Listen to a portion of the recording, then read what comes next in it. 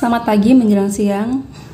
Ini udah siang sih sebenarnya, jam 11. Oke, karena aku nggak tahu aku membuat video apa, tapi aku ingin berbagi sedikit. Dan ini cerita saya, ataupun saya pernah ditanya dengan orang lain. Dan orang yang mengajukan pertanyaan ini udah lebih daripada 2 orang. Jadi, pertanyaan yang pertama, kamu marah nggak ketika kamu dibilang di belakang? Kedua, kamu marah nggak kalau dinasihatin untuk kebaikan kamu? Oke, poin pertama, tentunya kalau ada orang yang bilangin saya, entah itu baik buruk di belakang, ya itu bukan urusan saya. Itu hak orang lain, ya. Itu hak mereka mau bilangin saya seperti apa, itu hak mereka. Yang penting satu, jangan dengar telinga saya secara langsung, itu aja.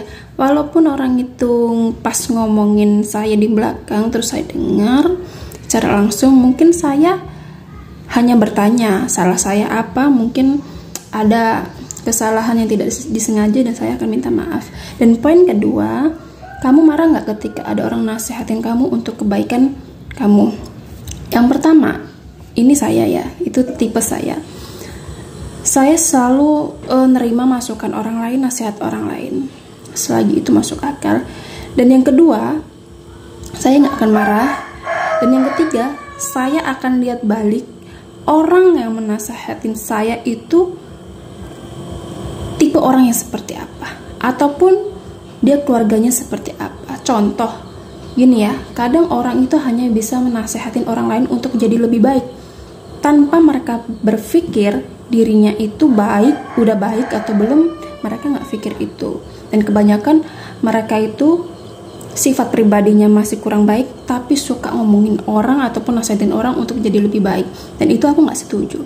Tapi ketika orang itu sudah berdampak positif, punya nilai tertentu, punya kualitas yang baik dalam hidupnya, so saya suka banget gitu. Bahkan saya pasti jadikan motivasi dan untuk belajar lebih baik lagi itu.